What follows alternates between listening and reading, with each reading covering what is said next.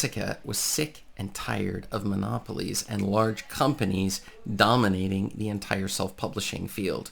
And this was one of the reasons why she decided that she was not, under any circumstances, going to put her books on Amazon or any of the major companies that control current self-publishing and book sales in general. But was this the right strategy? That's one of the reasons why in today's video we are going to discuss confronting Jeff Bezos, exposing Amazon KDP monopoly. This is Chris Baird from selfpublishingmadeeasynow.com, where self-publishing doesn't have to be so hard. So the thing is, Jessica, she's from the Netherlands, and she's been writing books for a number of years, and the type of books that she likes to focus on are art books, because she reads a lot of them and she has a background in art as well, and so it only makes sense that she would put together books that she knew people would wish to read. But she decided that one of the best ways that she could go about selling her books would be selling them at art books fairs and festivals and gatherings where there's art things that are already being going on, where they have the displaying of art, and then you would have your books that would be there. But the problem is that she just wasn't seeing enough sales coming in to cover the costs that she had associated with her books.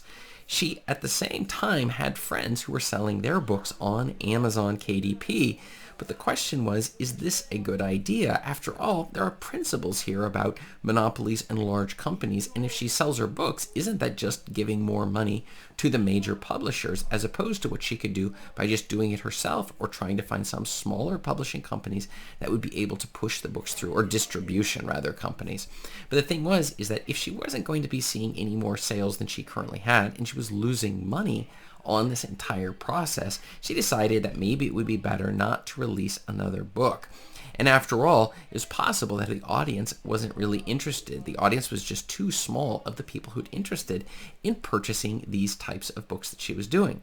So the first thing she did was she bought a pile of her own books, and she brought them out to a stand at an art festival that was happening in Amsterdam. The problem was she didn't really see any books sell. Only a couple of copies sold, but that just wasn't enough to compensate for all of the art books that she had purchased in order to hopefully make enough sales to make this worth her while. The second thing she did was she set up an entire website in order to get the books to sell so she could sell them herself personally in order to get things moving. The problem was she got a little bit confused and lost in the weeds when it came to setting up a payment gateway and also setting up a fulfillment center. So the idea would be people could come and give their credit card numbers, and then that would go through and make the sales. And so that was the second option that she was looking at. It just wasn't really working for her.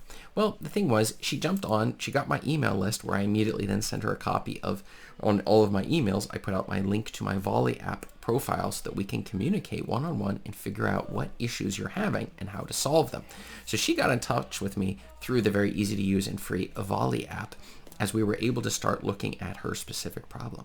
The first thing she explained, and this was very important to her, it was that Jeff Bezos had done way too much in terms of controlling the entire field when it comes to self-publishing and books in general. That just by expanding Amazon so large, it had taken over a lot of smaller companies, and that she really didn't want to contribute to any of this. And so she was, out of principle, not going to put her books onto Amazon. Well, that was when I started telling her about my own personal story when I was getting started, and looking at also some of these monopolies and thinking maybe it isn't a good idea.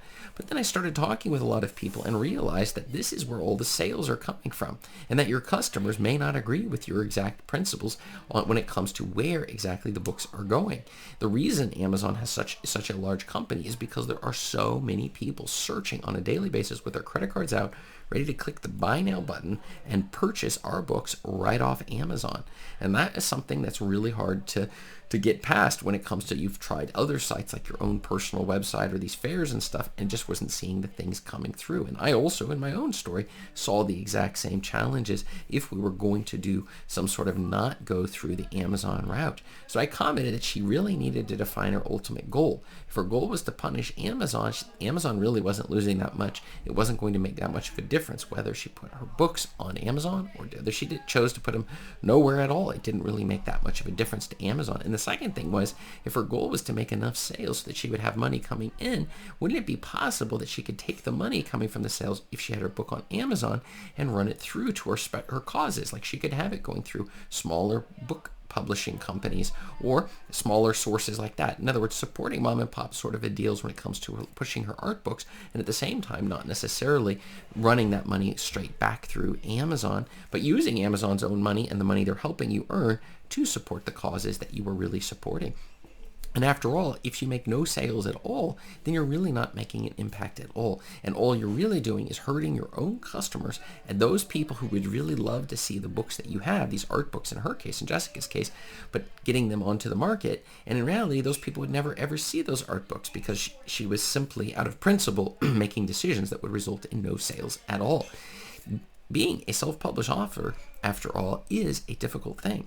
I am not one who tells you this is going to be an easy thing, but I can tell you if you choose a profitable or semi-profitable niche and you keep on putting out books over a period of 2 to 3 or 3 to 5 years, you're going to get traction on these books. You're going to learn an awful lot about the process, and you're going to start seeing money flowing in through these books. That opens up a whole wide range of other things you can do. And that was something that I discovered with my own personal books, as I'm seeing even my audiobooks just recently getting closer to 37,000 sales on the audiobooks alone. And these sales each go back into helping produce more books, producing more audiobooks, producing more value for the world in order to meeting a lot of demand and needs that the world has for the type of books that we want to put onto the market. And it just made no sense to simply deprive the world of our books just because of which company it was going through. So the thing is that I recommended that she definitely give Amazon a try. And we were able to discuss this through, and she still was not completely convinced when I did end the discussion with her. And the thing is that maybe you also have a similar sort of problem that you are sticking with your books that are either resulting in no sales or having difficulty in getting stuck on the self-publishing process. And that's one of the reasons I have my checklist below, the free self-publishing secrets checklist you can grab in the description to make sure that you're not making these mistakes. And you can talk with me one-on-one on Volley app, which you'll get the link immediately after you subscribe to this particular link so that we can discuss your issues if you care to. You don't have to, just use the value of the checklist. But if you'd like to, we can go back and forth and do a little bit of a discussion on some of the issues that you're having with self-publishing. Well, back to Jessica. The thing was, she thought about her current situation and realized nobody was winning by simply making no sales. So she decided she would put her book on Amazon and start marketing in that direction. And what happened was she started seeing organic sales, something that had never happened when she tried it through these other routes. This idea was always people she knew who were buying from her, but now it was people she never knew, people around the world who were making purchases of her books. But she decided she was going to use the money that was coming in from them to try to push her books through these independent publishing companies, smaller houses, the mom and pop type places where you're able to get your books on the market. But she was not going to take her books off of Amazon to do this. So rather, she was going to support them, but supporting them with the very money that she was making through the sales from her books. And this is an important lesson that she had learned, and she was feeling good on both fronts. First of all, she was feeling good that she wasn't going to only do the Amazon thing, that she was going to use this money to support these other sites. And the second reason she was feeling fantastic about the decision that she had made when it came to her books was that she wasn't going to have zero sales, meaning that she would be demotivated. So she would still be able to serve her hungry audience for the art books that she was putting on the market, but at the same time, not necessarily giving all of this money to Amazon, but rather rerouting that money. My question for you today is, do you think it is unethical to put your books on Amazon? If you do, write yes below in the comments. And if you don't think it's unethical, write no below in the comments, because I need to know where you come from on this whole Amazon and Jeff Bezos monopoly issue. And check up above me here for another video where I'll answer your questions. Thanks.